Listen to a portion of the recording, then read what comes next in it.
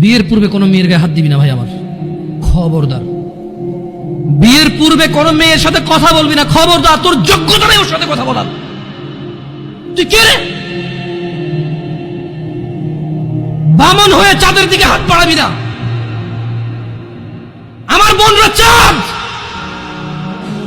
ওয়াল্লাহি যেদিন ইসলামী শাসন আসবে, যেদিন ইমাম মেহেদী আসবে, যেদিন ঈসা আলাইহিস সালাম আবার আসবে, ওনার বন্ধের উপর যারা হাত দেবে উনি হাত কেটে ফেলবে। তুই বামন হয়ে চাঁদের দিকে হাত বাড়াইস না।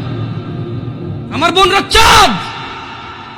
ইসলাম মেয়েদেরকে চাঁদ বলেছে আর তোকে বামন বলেছে। বেটা তুই বেটা ছেঁড়া খাতায় শুয়ে লাখ টাকার স্বপ্ন দেখিস, বিয়ের আগে মেয়ের গায়ে হাত দিস?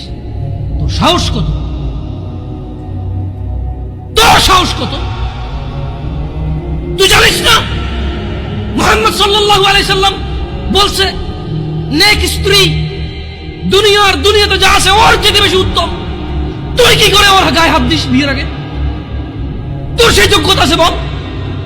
তোকে আল্লাহ জাহান্নামে ফেলবে, তোকে আল্লাহ জ্বলন্ত আগুনে নিক্ষিপ্ত করবে, তোর শরীর পচবে, তোর শরীরের গন্ধে জাহান্নামীরা থাকতে পারবে না। তোকে আল্লাহ এত নিকৃষ্ট শাস্তি দেবে। কেন?